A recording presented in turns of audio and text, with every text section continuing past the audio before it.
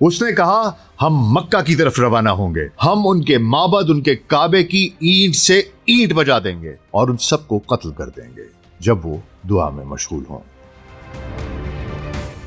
उसका हुक्म था हर मुसलमान को कत्ल करो, सबको, मर्द, औरत, बच्चे, अगर वो काबे की तरफ रुख करके नमाज पढ़ते हैं तो उन्हें कत्ल कर दिया जाए। उसकी फौज ने 3 दिन तक यही अमल जारी रखा। वो घर घर गए, मस्जिद मस्जिद गए और हर उस मुसलमान को कत्ल किया जिसे वो ढूंढ सकते थे। उसका नापाक मंसूबा था मदीना की तरफ पेशकदमी, वहां से आकाए दो जहां के जस्ते अत्थर को निकालकर पुर्तगाल ले जाना और उसे बतौर यरगमाल इस्तेमाल करके उस्मानी सल्तनत से यरूशलेम का मुतालबा करना। नाउज़ुबिल्लाह।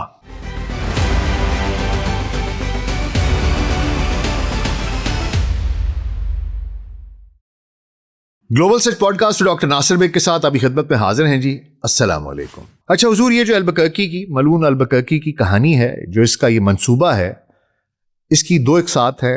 इसकी एक किस्म मैं आज आपकी खिदमत में पेश करूंगा और एक कल, क्योंकि इसने बार बार कोशिशें की। तो पहली कोशिश तक की कहानी आज है और दीगर कोशिशें और उनके नताइज क्या हुए और क्या हो सकता था, उस सब पर बात कल करेंगे। तो आज पहले हिस्से का आगाज अल-बकरकी कौन था, उसके क्या अज़ाइम थे और उसका पहला हमला कैसा गया। हुजूर, मुझे कहने दीजिए कि 1453 में पुर्तगाल में एक शैतान ने जन्म लिया। पुर्तगाल के कई शहरों में जिसके मुजस्समे आज भी मौजूद हैं और पुर्तगाल के स्कूलों में जिसको हीरो बनाकर पेश किया जाता है और बच्चों को उसके कारनामे पढ़ाए जाते हैं, जो कि दर हकीकत काले करतूत हैं। यही वो स्याह दिल शख्स था जिसकी वजह से उस्मानी मजबूर थे कि अपनी तमाम तर ताकत के बावजूद वो सफ़ियों के बढ़ते हुए असर और रसूख को हर मुमकिन नजरअंदाज करते जाएं। इस आदमी का नाम अफांसो डी अल्बुकर्की था, एडमिरल अफांसो डी अल्बुकर्की। चलिए 1553 में चलते हैं। हम अपने सफर का आगाज बुहैरा अहमर या लाल सागर या रेड सी से करते हैं, जहां एक पुर्तगाली एडमिरल अपनी फ्लैगशिप के डेक पर खड़ा समुद्र को देख रहा है। सामने जद्दा के साहिल पर हजारों मुसलमान हुज्जाज जमा हैं। हज का मौसम अपने उरूज पर है। वो अपने अफसरों की तरफ मुड़कर कहता है, हम मक्का की तरफ रवाना होंगे, हम इनके माबद, इनके काबे की ईंट से ईंट बजा देंगे और इन सबको उस वक्त कत्ल कर देंगे जब वो दुआ में मशगूल हों। ये कोई नशे में बोला गया जुमला या किसी पागल का कलाम नहीं था। ये एक बाकायदा अस्करी हुक्म था।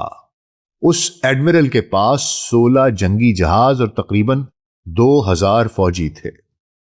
उसके पास जदीद तोपें और आतिशी असलहा था और पुर्तगाल के बादशाह की वाज़े हिदायत भी मौजूद थीं। मंसूबा सादा मगर खौफनाक था। इस्लाम के मुकद्दस तरीन दिनों में मक्का पर हमला, हुज्जाज का कत्लेआम और खाना काबा के उसकी मुकम्मल तबाही सिर्फ नुकसान पहुंचाना नहीं, सिर्फ बेहुरमती नहीं, बल्कि मुकम्मल तौर पर उसे ज़मीं बोझ करना। आज इस मलून के इस मंसूबे और उसके नापाक हमलों की कहानी पर बात होगी। तो हुजूर, अगले 10 से 15 मिनट के लिए ध्यान जरा इधर कि आज आप जानने वाले हैं कि जो यूरोप इस वक्त मजहबी रवादारी का चैंपियन बना खड़ा है, वही यूरोप कभी कितना मजहबी जुनूनी था। तो हुजूर, अगर हमारा कंटेंट पसंद आ रहा है तो वीडियो को लाइक और चैनल को सब्सक्राइब कर दीजिएगा। तो आइए आगाज करते हैं। इस वीडियो से आपको स्कूल कॉलेज के वो दिन भी याद आ जाएंगे जब आपने स्कूल या कॉलेज में एज ऑफ डिस्कवरी पढ़ी थी। तब आपको शायद यही बताया गया था कि पुर्तगाली मुहिमजू जो मुसाफिर थे वो मसालों और नए तिजारती रास्तों की तलाश में निकले थे। वास्को डे गामा ने अफ्रीका के गिर्द सफर किया और शहजादा हेनरी ने समुद्री तरक्की के ख्वाब देखे। इसे हमारी शाइस्ता मिजाजी कहिए या यूरोप की खुशनुदी की चाहत कि हमारे बच्चों के सामने ये सब कुछ मुहज्जब, कारोबारी और पुरअमन अंदाज में पेश किया जाता है, लेकिन हकीकत یہ قطعی نہیں تھی۔ پرتگالی محض دریافت نہیں کر رہے تھے، وہ 3 بر اعظموں میں مذہبی بنیادوں پر ایک تباہ کن جنگ لڑ رہے تھے، اور اس ذہنیت کی سب سے بڑی علامت تھا وہی افونسو ڈی البکرکی، جو 1509 سے 1515 تک انڈیا میں پرتگالی گورنر بھی رہا، گوا میں۔ البکرکی کوئی عام مہمجو نہیں تھا، وہ ایک ایسا جنگجو تھا جس کے ہاتھوں میں نشاط ثانیہ یعنی رنیساں کی جدید توپیں تھیں، مگر ذہن قرون وسطی کی مذہبی تصورات سے بھرا ہوا تھا۔ یوں سمجھیں جیسے کوئی صلیبی جنگجو جدید ہتھیاروں سے لیس واپس لوٹ آیا ہو۔ جیسا کہ ہم جان چکے ہیں کہ یہ ملعون 1453 میں پیدا ہوا، وہی سال جب قسطنطنیہ عثمانیوں کے ہاتھوں فتح ہوا، سلطان محمد فاتح کے ہاتھوں۔ اس کا بچپن ایسے پرتگال میں گزرا جو 8 صدیوں سے مسلمانوں کے خلاف مذہبی جنگوں میں مصروف رہا۔ اس کے والد نے ریکانکوسٹا کی آخری مہمات میں حصہ لیا۔ یاد رہے کہ افانسو ڈی البکرکی مشہور زمانہ واسکو ڈے گاما کا بھتیجا تھا، وہی واسکو ڈے گاما جس نے حج پر جاتے سینکڑوں زائرین کو زندہ جلا دیا تھا۔ اسلام کے خلاف جنگ و جدل البکرکی کا صرف پیشہ نہیں تھا، بلکہ یہ نفرت اس کو وراثت میں ملی تھی۔ اس نے 1510 میں گوا کو فتح کیا۔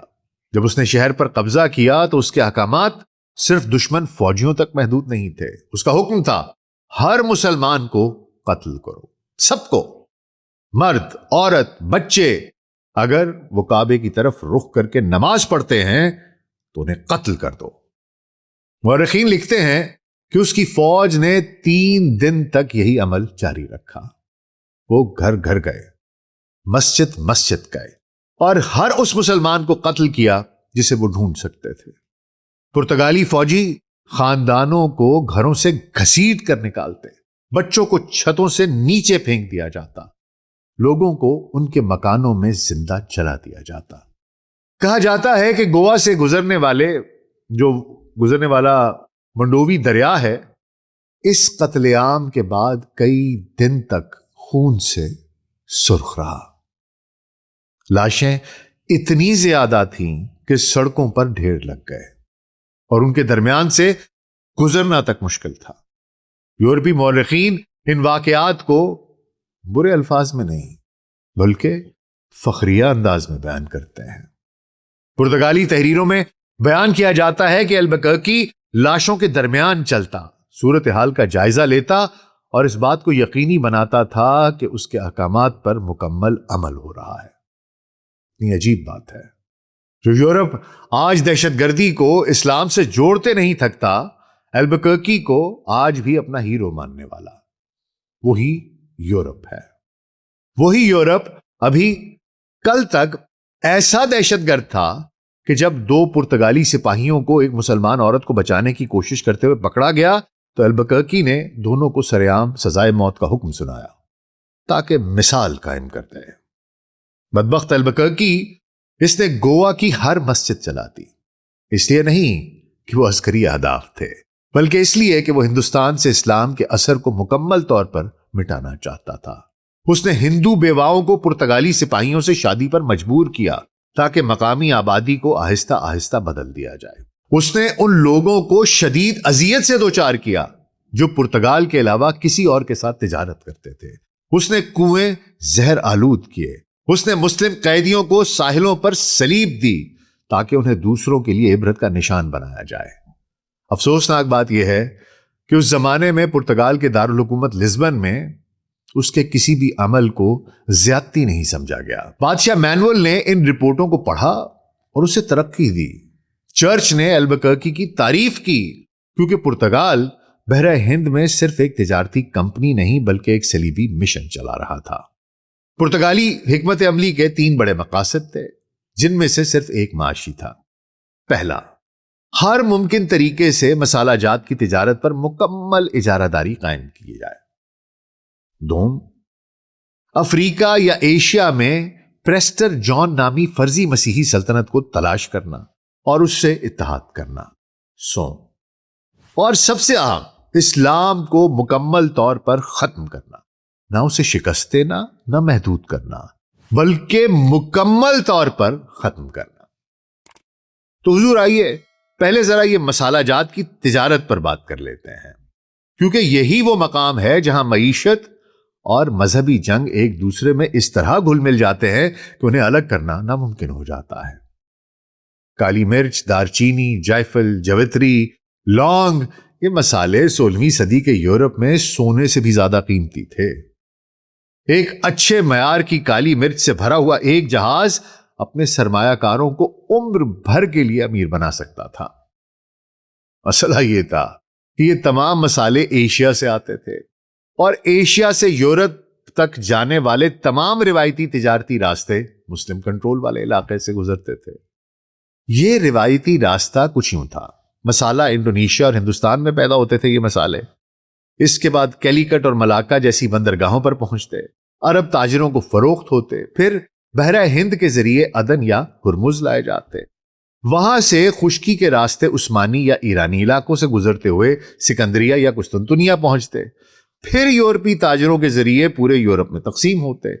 اب ہر مرحلے پر، ہر سٹیج پر کوئی نہ کوئی اپنا حصہ لیتا، وہ اپنا کٹ لیتا، اپنا منافع لیتا۔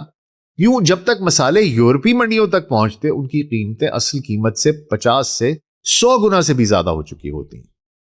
پرتگالیوں کا مقصد یہ تھا کہ اس پورے نظام میں موجود ہر یہ جو مڈل مین ہیں، جو درمیانی کردار ہیں، ان کو ختم کر دیا جائے، نہ ان سے مقابلہ کرنا، نہ مذاکرات کرنا، بلکہ انہیں مکمل طور پر فنا کر دینا۔ اس لیے پرتگال نے مارکیٹ کے اصول استعمال نہیں کیے، انہوں نے توپیں استعمال کی۔ ان کی حکمت عملی سادہ مگر تباہ کن تھی۔ گوا، ملاکا اور ہرمز، ان جیسے اہم تجارتی مراکز پر قبضہ کرنا، ہر اس جہاز کو ڈبو دینا جو پرتگالی اجازت کے بغیر مسالے لے کر جا رہا ہو، اور ایشین پروڈیوسرز کو مجبور کرنا کہ وہ صرف پرتگالی تاجروں کو ہی سامان فروخت کرے، جو بھی مزاحمت کرتا اسے ایک مثال بنانے کے لیے قتل کر دیا جاتا۔ یہ محض قزاقی نہیں تھی، قزاق صرف جہاز کا مال لوٹتے ہیں، پرتگالی لوٹ مار کے بعد جہازوں کو تباہ کر دیتے تھے۔ وہ جہاز کو قبضے میں لے کر مال بھی لیتے، پھر جہاز کو جلا دیتے اور عملے کو مار دیتے، صرف اور صرف وحشت اور دہشت پھیلانے کے لیے۔ ان کا مقصد یہ تھا کہ مسلم تاجروں کو یہ سمجھا دیا جائے کہ بغیر پرتگالی اجازت تجارت کا مطلب صرف نقصان نہیں بلکہ موت ہے۔ یوں پرانے تجارتی راستے اس قدر خطرناک بنا دیے گئے کہ وہ خود بخود ختم ہونے لگے، اور تمام تجارت پرتگالی کنٹرول والے سمندری راستوں کی طرف منتقل ہو گئی جو افریقہ کے گرد گزرتے تھے، اور یہ سیاہ منصوبہ ان کے لیے کام کر رہا تھا۔ 1510 تک بحیرہ احمر کے ذریعے آنے والے مسالہ جات ان کی تجارت میں 60% کمی آ چکی تھی۔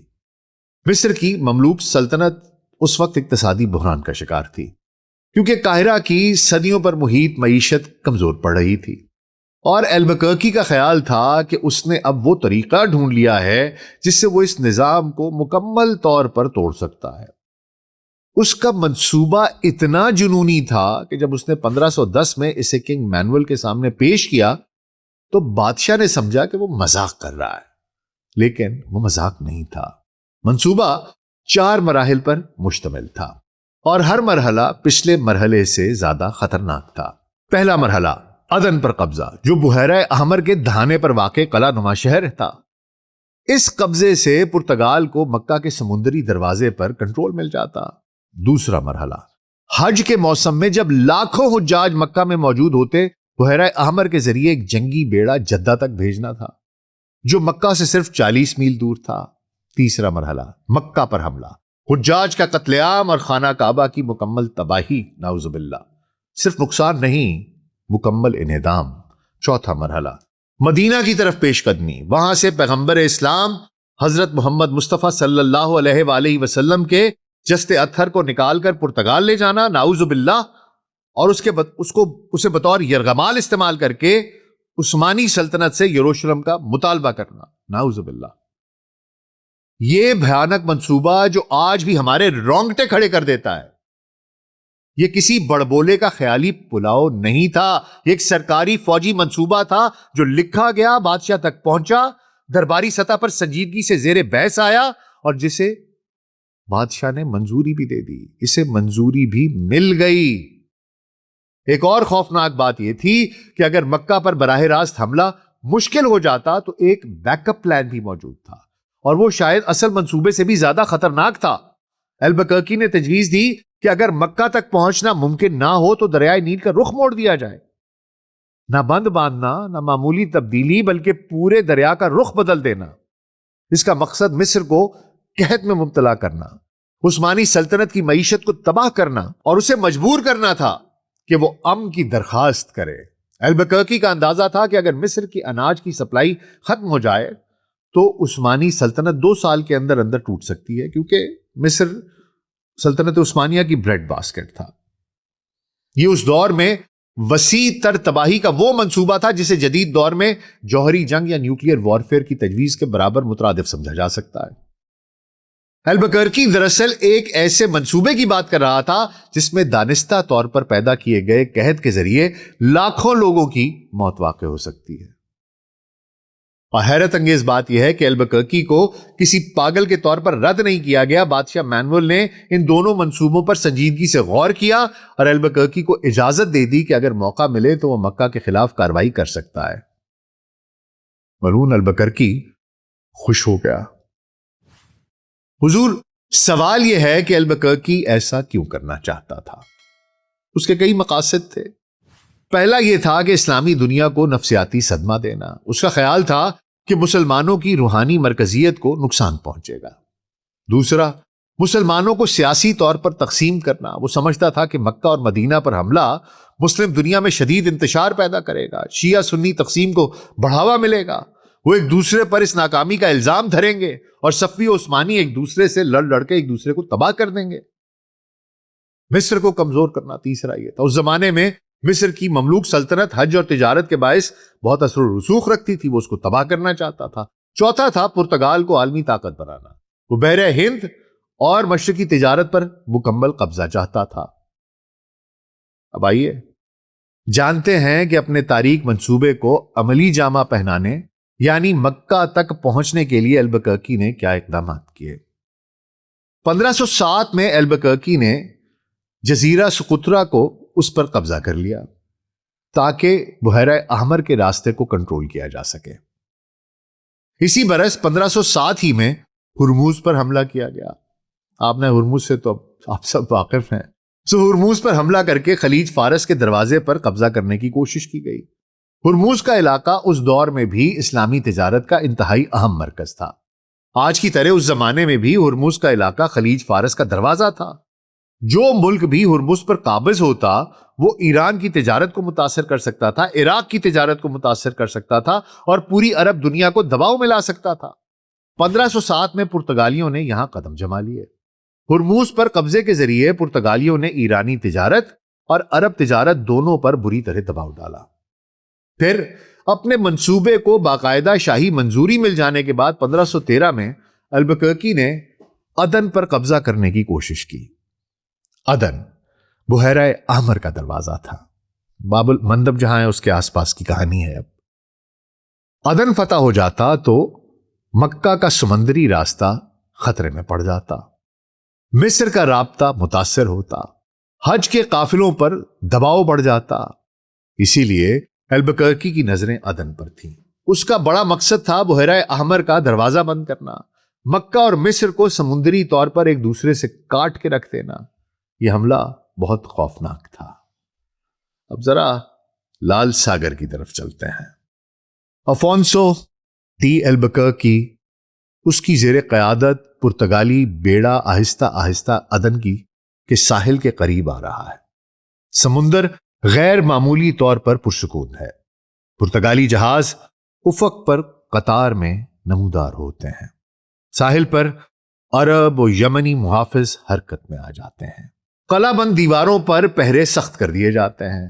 شہر کو ابھی یہ یقین نہیں کہ اصل حملہ ہونے والا ہے یا یہ پیش قدمی صرف دھمکی ہے۔ پھر اچانک توپ کا پہلا گولہ ساحل کے قریب پاس پانی میں گرتا ہے۔ دھماکے کی آواز پورے شہر میں گونج اٹھتی ہے۔ اس کے فوراً بعد ایک اور فائر، پھر اگلا فائر اور پھر مسلسل گولہ باری۔ پرتگالی بحری توپوں کے دہانے شہر عدن کی سمت کھل جاتے ہیں۔ سمندر کے اوپر دھواں چھا جاتا ہے، لیکن مملوکوں نے پرتگالیوں کی جنگی حکمت عملی کا مکمل مطالعہ کر رکھا تھا۔ وہ تیار تھے۔